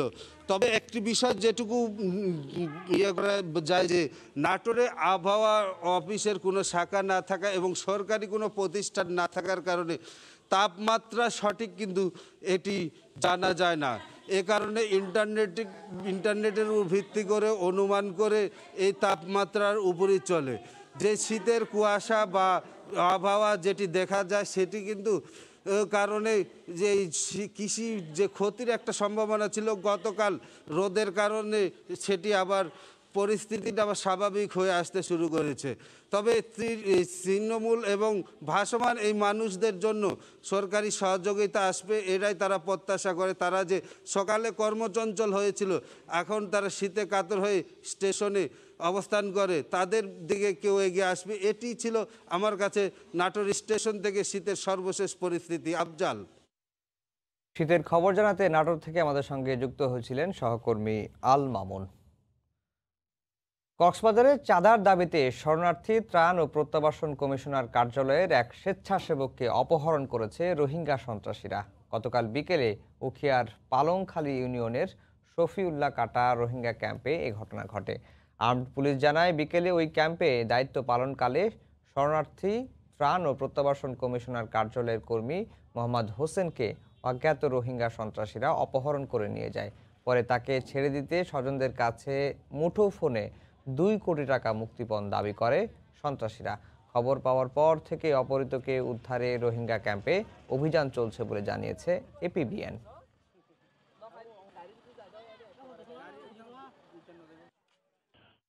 ভুয়া নাম ঠিকানা ব্যবহার করে সরকারি পণ্য তুলে নেয়ার বিষয়ে সময় সংবাদে প্রতিবেদন প্রকাশের পর ফেনীর ফুলগাজী উপজেলা কৃষি কর্মকর্তাকে বদলি করা হয়েছে। বুধবার উপজেলা কৃষি কর্মকর্তা মমিনুল ইসলামকে কক্সবাজারে বদলির আদেশ জারি করা হয়। এর আগে গত 28 নভেম্বর নাম একজনের আর স্বাক্ষর আরেকজনের শিরোনামে ফুলগাজী উপজেলা কৃষি অফিসে কৃষকের জন্য সরকারি বরাদ্দের টাকা ও কৃষিপণ্য লোপাটের চিত্র প্রকাশ করে সময় সংবাদ। পরে ঘটনার সত্যতা যাচাইয়ে 2টি তদন্ত কমিটি গঠন করা হয়। সরেজমিন পরিদর্শনের পর তদন্ত কমিটি প্রতিবেদন জমা দিলে ওই কর্মকর্তাকে কক্সবাজারে বদলির আদেশ দেয় কৃষি সম্প্রসারণ অধিদপ্তর। তবে বদলির আদেশের কারণ উল্লেখ করা হয়নি। আমি কিন্তু শুধু ধান বীজ দিয়ে দিব। মৌলভীবাজারে সরকারি পাকা ঘর পাচ্ছেন 1000-এরও বেশি ভূমিহীন মানুষ। আগামী ফেব্রুয়ারির আগেই ঘরগুলো তালিকাভুক্তদের কাছে হস্তান্তর করা হবে। গতকাল দুপুরে জেলার আখাইলকুড়া ইউনিয়নের 26টি ঘর নির্মাণের কাজের ভিত্তিপ্রস্তর স্থাপন করে একথা জানান মৌলভীবাজার 3 আসনের সংসদ সদস্য নেসার আহমদ। প্রাথমিক পর্যায়ে জেলার 7টি উপজেলার 1126 জন ভূমিহীনকে এই ঘর দেয়া হবে। এর মধ্যে মৌলভীবাজার সদরে দেয়া হবে 476 জনকে।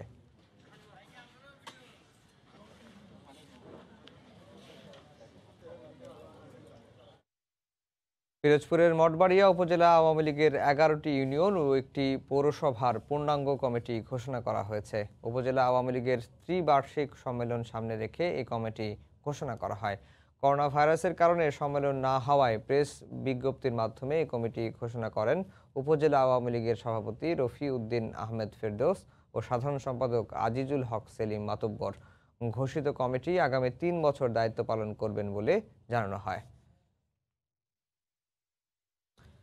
মুজিব বর্ষ ও বিজয় দিবস উপলক্ষে চাঁদপুরে 200 বীর মুক্তিযোদ্ধাকে সম্মাননা দেওয়া হয়েছে। গতকাল দুপুরে জেলা পরিষদের উদ্যোগে শহরের বাবুরহাট এলাকায় এ সংবর্ধনা অনুষ্ঠানের আয়োজন করা হয়। অনুষ্ঠানে বীর মুক্তিযোদ্ধাদের ক্রেস্ট প্রদান ও চাদর পরিয়ে দেওয়া হয়। এ সময় 1971 সালের মহান মুক্তিযুদ্ধের স্মৃতিচারণ করেন জাতির বীর সন্তানরা। সংবর্ধনা অনুষ্ঠানে জেলা প্রশাসনের ঊর্ধ্বতন কর্মকর্তা ও জনপ্রতিনিধি সহ নানা শ্রেণী পেশার মানুষ উপস্থিত ছিলেন।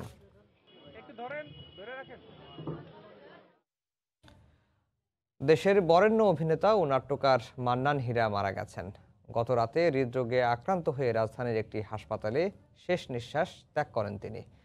মান্নান হীরা আরণ্যক নাট্য দলের সাবেক সভাপতি। তিনি বাংলাদেশ নাট্যকার সংঘের প্রথম সভাপতির দায়িত্ব পালন করেছেন।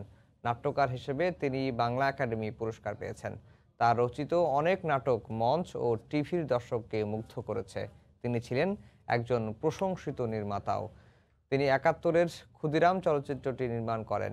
এছাড়াও গরম ভাতের গল্প ও 71-এর রং পেন্সিল নামে 2টি স্বল্প দৈর্ঘ্য ও চলচ্চিত্র পরিচালনা করেন তিনি। মান্নান হীরার প্রতি শেষ শ্রদ্ধা নিবেদনের জন্য মরদেহ আজ সকাল 11টা থেকে 12টা পর্যন্ত জাতীয় নাট্যশালা প্রাঙ্গণে রাখা হবে। এরপর সেগুন বাগিচা মসজিদে জানাজা শেষে মরদেহ দাফনের জন্য সিরাজগঞ্জের গ্রামের বাড়িতে নিয়ে যাওয়া হবে।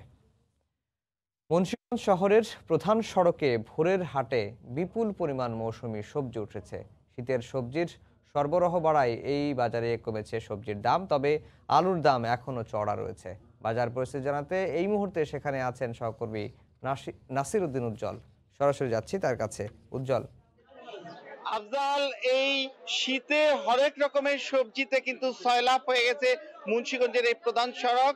এই সড়কে কফি, মূলা, বেগুন সহ নানা রকম যে সবজি সেটি আমরা দেখতে পাচ্ছি যে এই সবজির পসরা নিয়ে কিন্তু আজানের পরপরই সরাসরি কৃষকরা এখানে বসছেন এবং জৈব সারে তৈরি এসব সবজি নেবার জন্য কিন্তু এখানে যে খুচরা যে বিক্রেতা আছেন তাদের বাইরেও কিন্তু শৌখিন অনেক ক্রেতা আসছেন, যারা সকালবেলা এখানে এসে এই ফ্রেশ সবজি কিনে বাড়ি ফিরেন। আমরা যে দেখছি যে শীতের এত সবজি উঠবার পরেও কিন্তু দামের যে বিষয়টি আছে, যে বড় আকারের কফি যেগুলো রয়েছে সেগুলো কিন্তু এখন গড়ে 20 টাকা দরে বিক্রি হচ্ছে, কিন্তু এর আগে কিন্তু এই দাম আরো বেড়েছিল, 40-50 টাকায় বিক্রি হয়েছিল। মাঝখানে আবার এই দাম কিছুটা কমে গিয়েছিল বাজারে চাহিদা কম থাকবার কারণে, 15 টাকায় গড়ে বিক্রি হয়েছে, কিন্তু এখন কিন্তু 20 টাকা করে বিক্রি হচ্ছে বলে কৃষক জানিয়েছেন। এবং এখানে যে মূলা বিক্রি হচ্ছে সেটি কিন্তু 10 টাকা কেজি দরে এবং বেগুন বিক্রি হচ্ছে 30 টাকা কেজি দরে। তো আমরা এখানে এই যে বিক্রেতা ক্রেতা আছেন, যে সরাসরি কৃষক যারা এখানে এসেছেন তাদের সঙ্গে আমরা একটু জানতে চাইবো যে এই শীতের যে সবজির সরবরাহ অনেক বৃদ্ধি, তারপরেও দামের এই অবস্থা কেন? এখন মূলা মনে করেন 10 টাকা কেজি, কপি 20 টাকা করে বিক্রি হইতেছে। আগে যে কপি 50 টাকা 40 টাকা ছিল, এবং রাত 4টার পরে আমরা এই বাজারে আসি। বাজারে আসা থেকে আমরা হেমন পাইতাছি না, আমরা ওই জমিনের থেকে তুলি আনিয়া ধুইয়া খুব সুন্দর করে আমরা এই যে বাজারে আসি। বাজার আসার পরে 8টার দিকে 8:30 দিকে বাজার ভাঙা যায় এবং বেচা কিনি হইতাছে। ধন্যবাদ আপনাকে। আরেক কৃষক এসছেন এই কফি নিয়ে বাজারে, আমরা তার সঙ্গে জানতে চাইবো যে এই কফির উৎপাদন এবং বিক্রির যে বিষয়টা রয়েছে, যে দামের যে তফাৎ, এতে আপনারা খুশি কিনা? হ্যাঁ, আমরা হলো কৃষি মাতৃক বাংলাদেশ, কৃষককে আমরা ভালোবাসি, সেজন্য আমি কৃষি কাজ করতে সবচেয়ে বেশি ভালোবাসি। আমি একটা জব করি, কিন্তু জবের পরিচয় না দিয়া আমি কৃষকের পরিচয় দিই। এই জন্য কৃষকের পরিচয় দেই, কারণ কৃষক হলো দেশের মাথা। কৃষক যদি না বিক্রি হয়, এখন আমরা যে কৃষি কাজটা করি, কীটনাশক ওষুধের যে দাম এবং যে সারের যে দাম, সেই অনুযায়ী কফির দাম মোটামুটি আমরা বেশিও পাইতেছি না, কমও পাইতেছি না। এখন যে দাম আছে এই দাম মোটামুটি ঠিক আছে ইনশাল্লাহ। তো আরেকজন ক্রেতা যিনি এসছেন, শৌখিন ক্রেতা এখানে এই সবজি কিনবার জন্য, আমরা তার কাছে জানতে চাইবো যে এই ভোরের সবজির হাটে আসার কারণ কি? আপনাদের এত ভোরে সবজি কিনতে কেন আসেন? জি, আসসালামু আলাইকুম। যে আসছি হলো এখানে আমাদের মুন্সিগঞ্জের ঐতিহ্যবাহী বাজার। এই বাজারে অনেক ধরনের সকালে সবজি পাওয়া যায়, আমরা সাশ্রয় কিনতে পারি, মানুষকে ক্রয় ক্ষমতার ভিতরে আছে।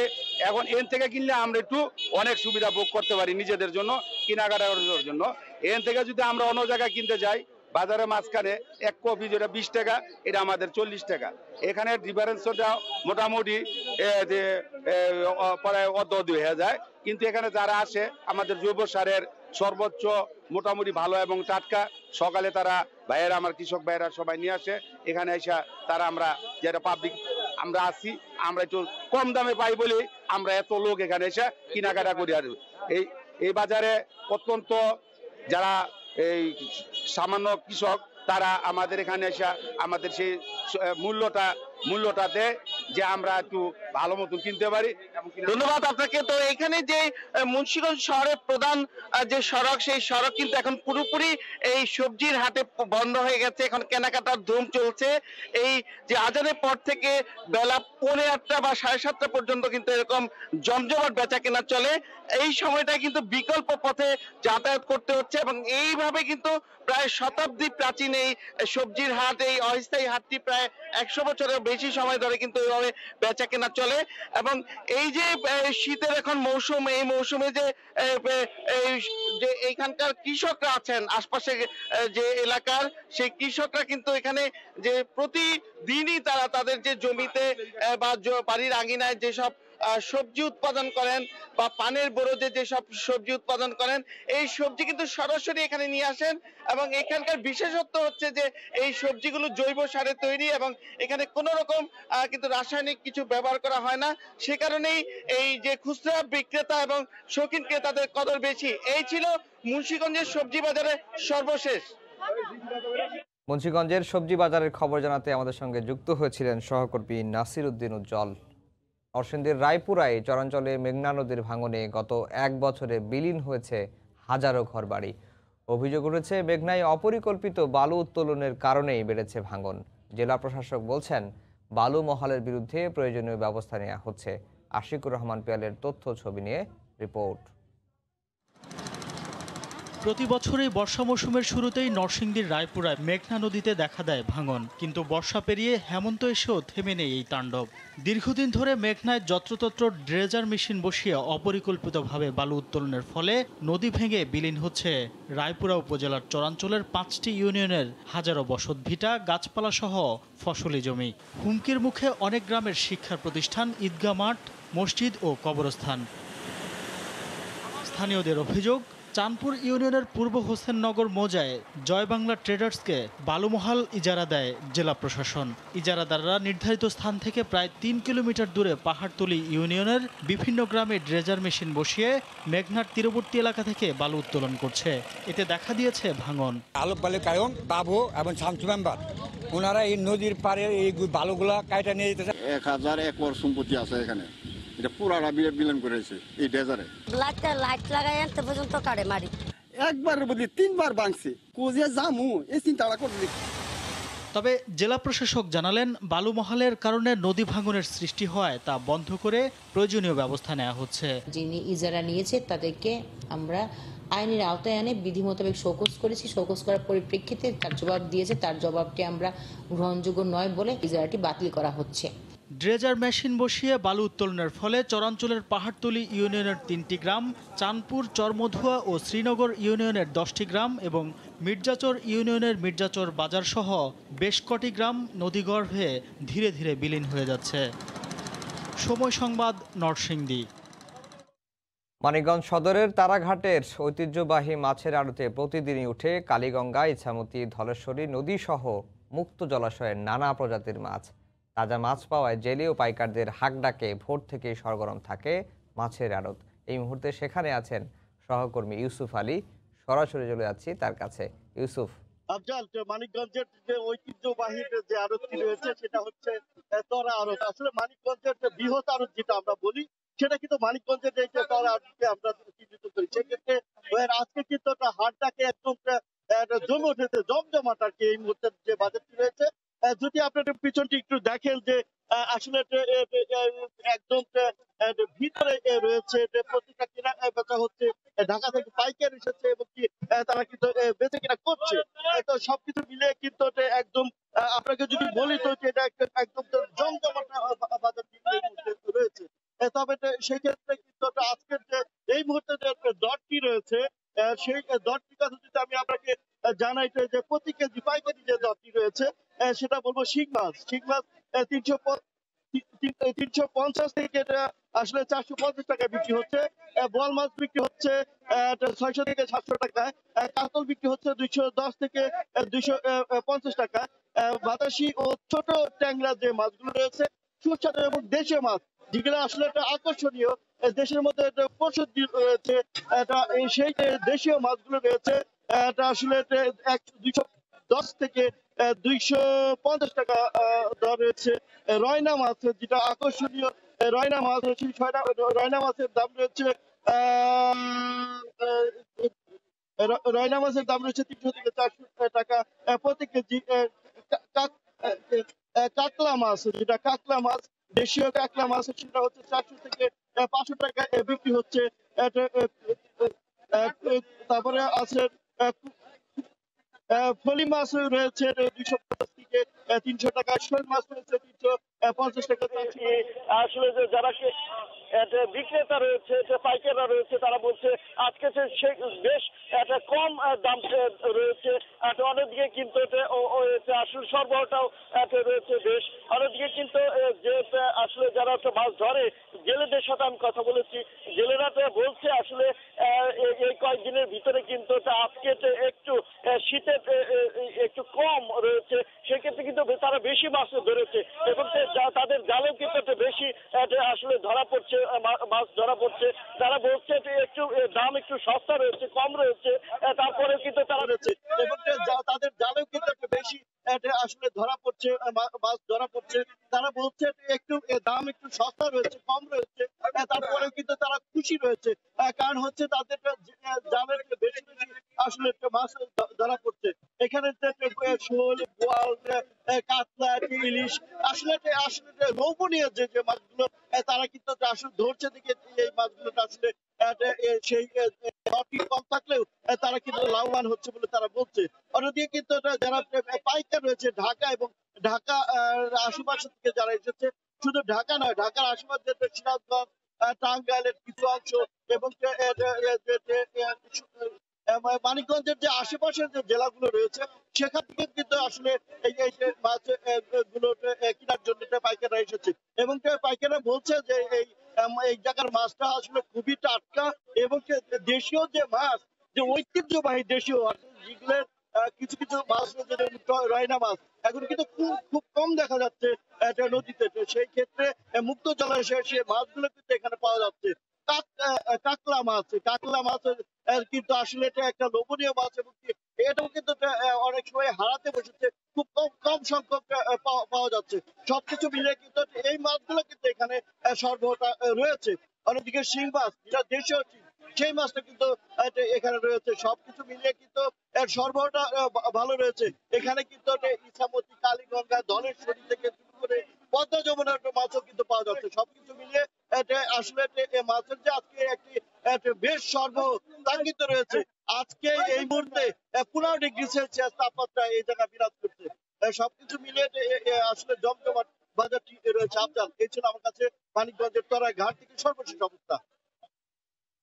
মানিকগঞ্জ থেকে মাছ বেচা কেনার খবর জানাতে আমাদের সঙ্গে যুক্ত হয়েছিলেন সহকর্মী ইউসুফ আলী। অন্য দেশ থেকে আমদানি করা 50,000 টন ইউরিয়া সার নেপালে রফতানি করবে বাংলাদেশ, এমন প্রস্তাবে চূড়ান্ত অনুমোদন দিয়েছে সরকারি ক্রয় সংক্রান্ত মন্ত্রিসভা কমিটি। অর্থমন্ত্রী আহম মুস্তফা কামালের সভাপতিত্বে অনুষ্ঠিত সভায় মাধ্যমিকের 3 কোটি 28 লাখ বই ক্রয় সহ 438 কোটি 96 লাখ টাকার 5টি ক্রয় প্রস্তাবে অনুমোদন দিয়েছে কমিটি। প্রথম ট্রেড আমাদের প্রতিবেশীদের সাথে, নেপালের সাথে বিশেষ করে আমরা করলাম। তো আমার মনে হয় এতে করে আমাদের ভাবমূর্তি আরো ভালো হবে আন্তর্জাতিক অঙ্গনে। আমরা আশা হতো না যে আমরা দেখেন সারা বিশ্বে আপনি কোথাও প্রবৃদ্ধি পাবেন না, আমাদের এখানে এখনো আমাদের সমস্ত কম্পোনেন্টগুলোতে আমরা প্রবৃদ্ধি লক্ষ্য করছি। কুয়েতে কারাবন্দী এমপি পাপুলের মানব পাচার করে উপার্জন করেছেন 38 কোটি টাকা। এর বিপরীতে লেনদেন 350 কোটি টাকারও বেশি।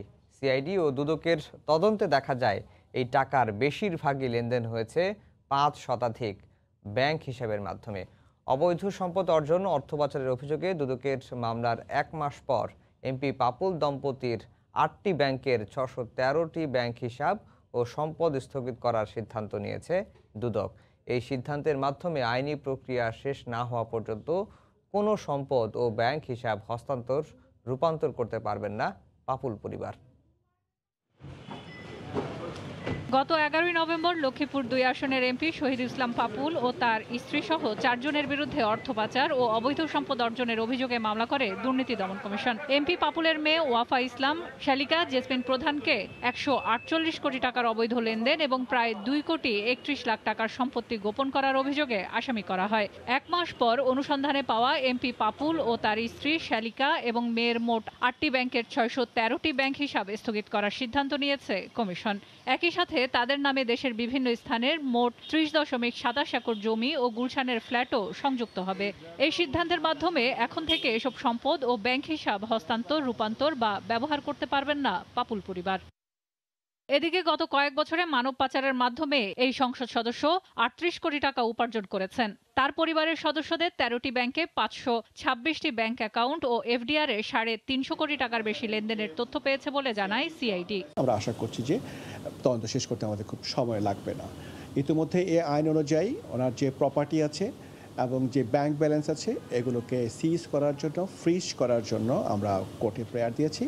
আমরা আশা করছি অচিরেই কোর্ট আমাদের এই প্রেয়ারটা বিবেচনা করবে। সম্প্রতি মানব পাচারের অভিযোগে কুয়েতে গ্রেফতার সংসদ সদস্য ও তার পরিবারের বিরুদ্ধে সিআইডির অর্থ পাচারের অভিযোগে মামলা করে। অন্যদিকে মানব পাচার, ভিসা বাণিজ্য এবং অর্থ পাচার সম্পর্কিত মামলায় পাপুলের বিরুদ্ধে আগামী ২৮ জানুয়ারি কুয়েতের আদালতে রায় হওয়ারও কথা রয়েছে। সেলিয়া সুলতানা, সময় সংবাদ, ঢাকা। দেশের ফুটবলের খবর। মৌসুমের শুরুতেই ডার্বি ম্যাচের উত্তাপ। ফেডারেশন কাপে মুখোমুখি হচ্ছে দুই চির প্রতিদ্বন্দ্বী আবাহনী ও মোহামেডান।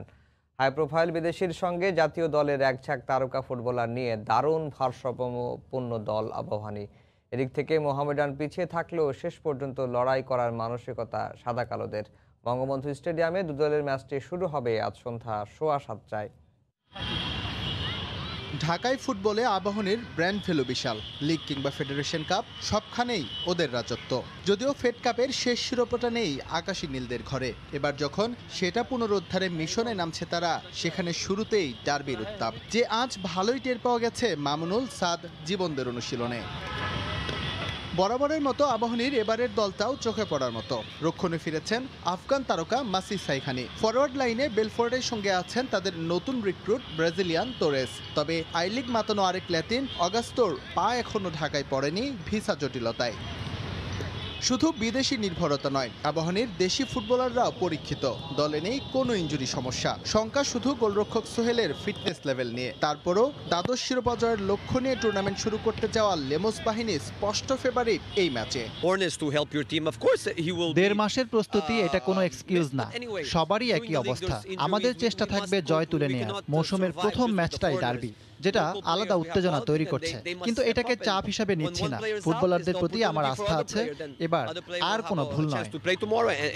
ফেডারেশন কাপে আমরা যদি ভালো কিছু করতে যাই, আমাদের ফার্স্ট ম্যাচ থেকেই আমাদের প্রুভ করতে হবে আমরা চ্যাম্পিয়নশিপ অর্জন করতেই টুর্নামেন্ট স্টার্ট করতেছি। ফেডারেশন কাপের 10টি শিরোপা আছে মোহামেডানের শোকেসে, কিন্তু সমস্যা হলো যার সব শেষটি এসেছে আজ থেকে 11 বছর আগে। এই তথ্যেই স্পষ্ট সময় ভালো যাচ্ছে না সাদা কালোদের। আবার এটাও ঠিক, আবাহনীর নাম শুনলে মতিঝিলের মরা দলটাই হয়ে ওঠে উজ্জীবিত। দলে বড় কোনো তারকা নেই মোহামেডানের। জাফর ইকবালদের মতো তরুণের উপরই ভরসা রেখেছে টিম ম্যানেজমেন্ট। বিদেশি রিক্রুটও আহামরি নয়। তবে ঢাকার মাঠে জাপানি উরুনাগাতা কিংবা সলেমানদের ভরসা করা যায় ট্র্যাক রেকর্ড দেখে। এটা ঠিক, ওরা আমাদের চেয়ে অনেক ভালো দল, তাই বলে খেলার আগেই হেরে যাওয়া নয়। আমাদেরও তরুণ কিছু ফুটবলার আছে যারা দারুণ কিছু করার সামর্থ্য রাখে। ডার্বি ম্যাচ তাই উত্তাপ ছড়াবে, তবে আমরা কোনো চাপ নিচ্ছি না, সেটা ওদের উপরই থাকছে। সময় বদলালেও দুই চিরপ্রতিদ্বন্দ্বীর মাঝে এখনও জমে প্রতিযোগিতার রেশ, যেখানে 24 ম্যাচে আবাহনীর 11 জয়ের বিপরীতে মোহামেডানের 5টি কেবলই কাগজে পরিসংখ্যান। এসএম ইকবাল, সময় সংবাদ, ঢাকা। ক্রিকেটের খবর। আবুধাবি টি10 লিগে দল পেলেন বাংলাদেশি 5 ক্রিকেটার। আসছে বছরের 28শে জানুয়ারি থেকে শুরু হবে টুর্নামেন্টটি। লিগের 3 দলে জায়গা পেয়েছেন 5 টাইগার ক্রিকেটার। বাংলা টাইগার্স দলে টেনেছেন 2 অলরাউন্ডার আফিফ হোসেন ধ্রুব এবং শেখ মেহেদি হাসানকে। আরেক দল মারাঠা অ্যারাবিয়ান্সে আছেন পেসার তাসকিন আহমেদ। বঙ্গবন্ধু টি20তে দুর্দান্ত পারফরমেন্স করার পুরস্কার পেলেন এই 3 জন। মারাঠাতে থাকছেন আরও এক বাংলাদেশি মোসাদ্দেক হোসেন সৈকত। তবে প্লেয়ার ড্রাফটের সবচেয়ে চমক হচ্ছে স্পিনিং অলরাউন্ডার নাসির হোসেনের দল পাওয়া। বাংলাদেশের ক্রিকেটে গুরুত্ব হারালেও আন্তর্জাতিক ক্রিকেটে এখনও চাহিদা রয়েছে এই অলরাউন্ডারের। পুনে ডেভিলসের হয়ে খেলবেন তিনি। 10 দিনের টুর্নামেন্টটি শেষ হবে 6 ফেব্রুয়ারি। ওয়েস্ট ইন্ডিজের বিপক্ষে ওয়ানডে সিরিজে টাইগার স্কোয়াডে কি রাখা হবে মাশরাফিকে? সাম্প্রতিক পারফরমেন্স বিবেচনায় ইনফর্ম ম্যাচকে রাখার পক্ষে যেমন মত আছে, তেমনি তরুণদের সুযোগ দেওয়াটাকেও জরুরি মনে করেন সাধারণ দর্শকদের অনেকেই। আবার এই সিরিজ দিয়ে নড়াইল এক্সপ্রেসকে ফেয়ারওয়েল দিতে পারে বিসিবি, এমন কানাঘোষাও শোনা যাচ্ছে। 20 জানুয়ারি বাংলার 22 গজে 11 মাসের স্থবিরতায় ফিরতে যাচ্ছে গতি। ওয়েস্ট ইন্ডিজের বিপক্ষে 3 ম্যাচ ওয়ানডে সিরিজের প্রথমটাই মুখোমুখি হবে টাইগাররা। এত লম্বা সময় পর বলতে গেলে সবকিছু নতুন করেই শুরুর মতো উত্তেজনা। তবে কারা সেই সৌভাগ্যবান যারা প্রথম সুযোগেই ফিরবেন আন্তর্জাতিক ক্রিকেটে? তবে পড়ন্ত বেলাতেও দুর্বার নড়াইল এক্সপ্রেস। অধিনায়কত্ব ছাড়লেও তুলে রাখেননি লাল সবুজের জার্সি। অনেকের ধারণা উইন্ডিজ সিরিজে তাকে রাখা হলেও তা কেবল ফেয়ারওয়েল দিতেই রাখতে পারে বিসিবি। এমন ভাবনাকে স্রেফ বোকামিই মনে করেন বিসিবি পরিচালক ও সাবেক এই অধিনায়ক। একটা প্লেয়ার সে নিজের ডিসিশন নেবে যে আমি রিটায়ার করবো নাকি খেলবো, আরও সেটা মাশরাফি ঠিক করবে। সেটা আমার মনে হয় না যে আমাদের ঠিক করে দেওয়া উচিত যে মাশরাফি এই টুর্নামেন্ট রিটায়ার হবে। যদি মাশরাফি মনে করে যে না সে এই সিরিজে রিটায়ার করবে, সেটা তার ব্যক্তিগত ব্যাপার। এটা আমাদের আসলে বলাটা একদম বোকামি ছাড়া আর কিছুই না। ম্যাচকে দলে রাখা নিয়ে সংশ্লিষ্টরা মুখ না খুললেও সাধারণ ক্রিকেট প্রেমীরা জানিয়েছেন নিজস্ব মতামত। তিনি অধিনায়ক হিসেবে যদি নাও থাকেন, তারপরেও তার দলে থাকার মধ্যে তার অবস্থান থেকে তিনি সবটুকু দিয়ে যান। মাশরাফির মানে চেয়ে যারা ভালো করতেছে তারা ডিজার্ভ করে দলে থাকাটা। আমাদের ইয়াং ট্যালেন্টদের অনেক অ্যাগ্রেশনস, অনেক এনার্জি সবই আছে, but experience is most important thing in international level. West Indies সফরের জন্য টাইগার স্কোয়াড ঘোষণা করা হবে আগামী বছর জানুয়ারির প্রথম সপ্তাহে। জুম্মান সাদিক, জ্যাভলিন, সময় সংবাদ, ঢাকা। করোনা মহামারীর মধ্যে উৎসবের নগরীতে পরিণত হয়েছে ফ্রান্সের প্যারিস। বড়দিন উপলক্ষে রং বেরঙের আলোয় সাজিয়ে তোলা হয়েছে প্যারিসকে। শেষ মুহূর্তের কেনাকাটায় ক্রেতারা ভিড় করছেন দোকানগুলোতে। প্যারিসের অ্যাভিনিউ ভিক্টোরিয়া সহ বিভিন্ন স্থাপনায় এই আলোকসজ্জা বলে দেয় বড়দিন এসে গেছে। করোনা মহামারীর মধ্যেও বর্ণিল আলোকসজ্জায় রাঙিয়ে তোলা হয়েছে প্যারিসকে। বিষাদের দিনগুলোতেও উৎসবের আবহ ফুটিয়ে তোলা হয়েছে। প্যারিসের বিভিন্ন স্থাপনার পাশাপাশি দোকানপাটগুলোকেও ক্রিসমাস ট্রি সহ হরেক রঙের আলোয় রাঙিয়ে তোলা হয়েছে। দর্শনার্থীরা বলছেন করোনার এই দুঃসময়ে উৎসবের আবহ কিছুটা হলেও মানুষের মুখে হাসি ফোটাবে। বিভিন্ন বিধিনিষেধের মধ্যেও মানুষজন উপহার কিনতে বাইরে বের হচ্ছেন। শহরের বর্ণিল শোভা উপভোগ করছেন, এতেই তারা আনন্দ খুঁজে নিচ্ছেন। একদিন পরেই বড়দিন, তাই শেষ মুহূর্তের কেনাকাটায় ব্যস্ত সময় পার করছেন ক্রেতারা। ভিড় করছেন দোকানগুলোয়। মানুষজন একজন আরেকজনের খুব কাছাকাছি অবস্থান করছে, কেউই সামাজিক দূরত্ব মানছে না। আমরা দোকানপাট খুলেছি অথচ রেস্তোরাঁ, জাদুঘর সব বন্ধ রেখেছি। প্যারিস মানেই উৎসব ও আনন্দের নগরী। করোনার কারণে উৎসবে কিছুটা ভাটা পড়লেও নিউ নর্মাল বাস্তবতাকে মেনে নিয়েই বড়দিন উদযাপন করছেন প্যারিসবাসী। ওমর ইনান, সময় সংবাদ। ভোরের সময়ের শীর্ষ সংবাদ জানিয়ে দিচ্ছি আরেকবার। নতুন করোনা ভাইরাস সংক্রমণের মধ্যে যুক্তরাজ্য থেকে ফিরছেন প্রবাসী বাংলাদেশিরা। থাকতে হবে 7 দিনের কোয়ারেন্টিনে। এখনই বন্ধ হচ্ছে না ফ্লাইট। করোনার মধ্যে দেশে দেশে বড়দিনের প্রস্তুতি। আয়োজন হবে বাসা বাড়িতেই। ভ্যাটিকান সিটিতেও হচ্ছে না সমাবেশ, ভাষণ দেবেন না পোপ। নির্যাতনে নয়, আল্লামা শফির মৃত্যু স্বাভাবিক, দাবি বাবুনগরীর। বললেন হেফাজত নেতাদের বিরুদ্ধে হত্যা মামলা রাজনৈতিক চক্রান্ত। পদ্মা সেতুতে যান চলতে অপেক্ষা আরও 1 বছরেরও বেশি। আরেক দফা বাড়ছে প্রকল্পের মেয়াদ। মূল সেতুর পাশাপাশি এগিয়ে চলছে সংযোগ সেতুর কাজও। এবং দুর্ঘটনার ঝুঁকি নিয়ে প্রতিদিনই হাজার হাজার পর্যটক নামছেন সেন্ট মার্টিন দ্বীপে। জরাজীর্ণ জেটি যে কোনো সময় ভেঙে পড়ার শঙ্কা। এই ছিল ভোরের সময়। সঙ্গে থাকুন সময়ের।